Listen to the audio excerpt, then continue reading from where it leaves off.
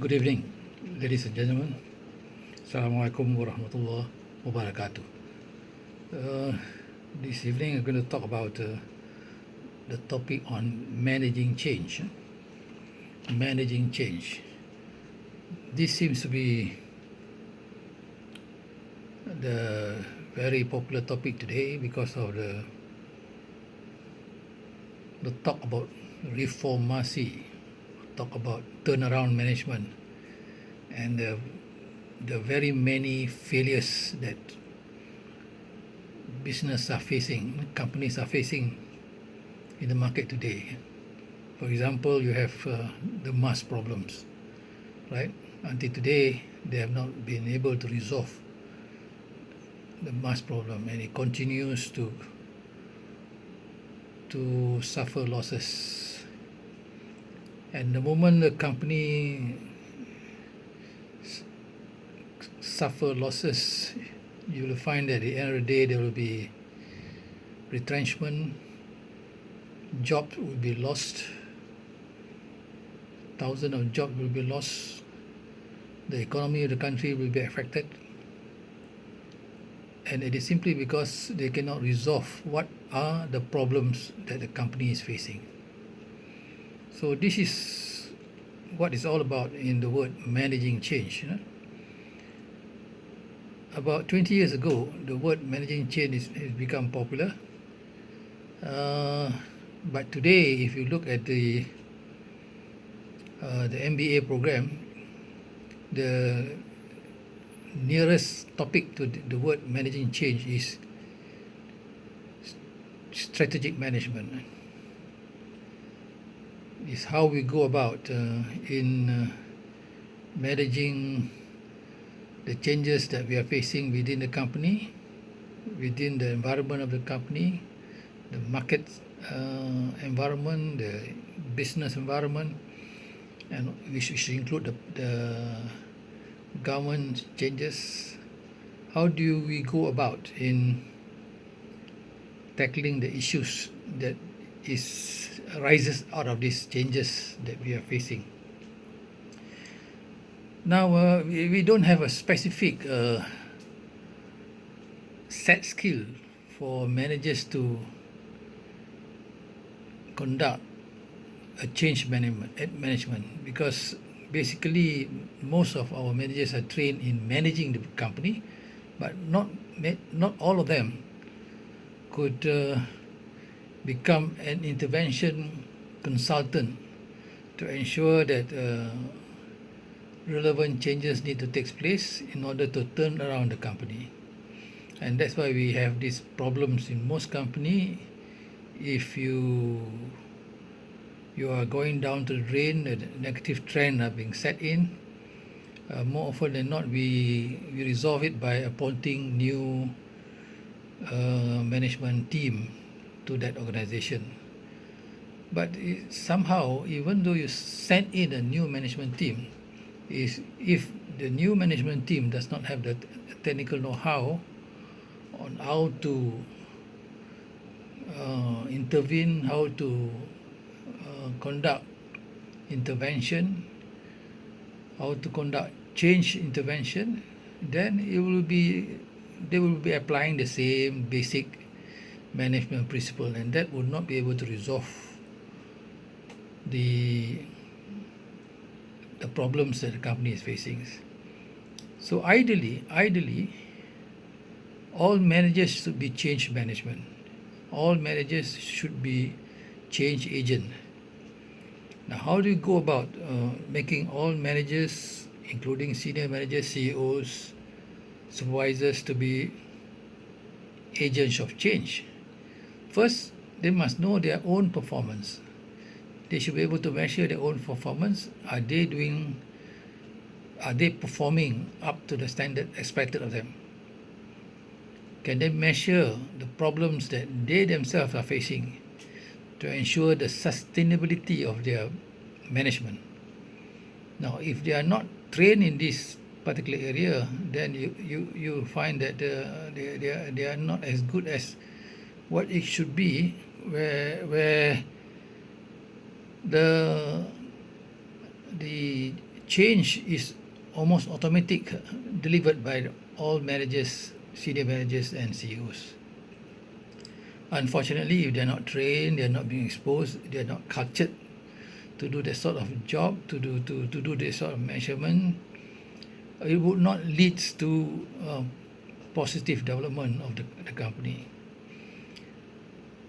So this is something which management has to look seriously on training our managers to become troubleshooters. Right now, I've been observing the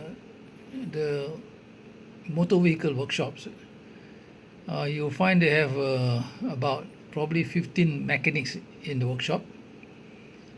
But when the customer come to that workshop, they are handled not by the mechanics, by the foreman, the so-called foreman. The foremen are the one who diagnose the problems and then would tell the mechanics where to open and how to resolve the problems. The foremen in the workshop is probably numbered 2 or 3 of them, but they have the capability, they have the competency to troubleshoot. This is important, right? Whereas many of our managers have been trained or has been exposed to knowledge and skill not to the level of troubleshoot level. They are not able to identify the root cause of the problem, and they cannot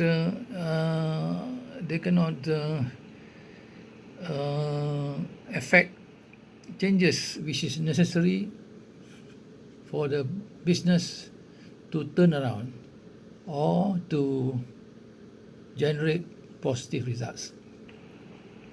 So this is the issue now. Most of our managers are not up to the level of troubleshooting level. So how do we go about this? So we should incorporate in the modules on how to diagnose performance problems that a company is facing, apart from ensuring that the performance management system are already being installed in the company or in the business, so that whatever went wrong, the report will be reflected immediately on the problem areas. But as it is now, if we don't have this performance management system being installed in the company, the signals are not there. The alarm would not be triggered. But if you have a performance management system being installed, the KPI, the performance standards, not only it improve your performance, but it's also avoid other issues like negligence or like incompetency, or for instance fraud, cheating, or errors in the management area. So, and once you have identified these 4 or 5 grounds of problems, you'll be able to give the right solution to the problems. Be able to give the right vaccine, the right tablets, the right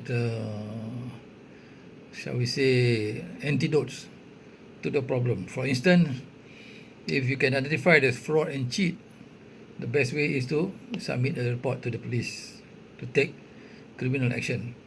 But if there is inefficiency and lack of performance, probably maybe you have to retrain or changes or whatnot. And secondly, if you lack competency, then training may be the solution. So you have to diagnose the real problems, and which will allow you to identify the solution to the problems. So these are areas where managing change is being level at. This is all about ensuring that the business to continue to perform at reasonable performance standards, right? But what are reasonable performance standards? This is where the competency of managers must be must they must be able to manage or to identify the problems, what we call the reasonable performance standards. Now, to identify the problems, basically, as I've been stressing all this while, it's all about identifying negative performance gaps by benchmarking to your own industry, and then you get the critical performance gap. From the critical performance gap, you diagnose deeper and get your root cause of the problems. And once you have the root cause of the problem, you can identify provide the antidote, provide the vaccine for the purpose of to turn it around. And then probably once you have identified the problem and issues, you can redraft the strategies, you can redesign the business models, and probably you can consolidate the financial strategies to ensure that at the end of the road they will produce positive results. And how do we know that they will produce positive results? Simple. Just simulate these strategies and models, and you can at least estimate the impact or estimate the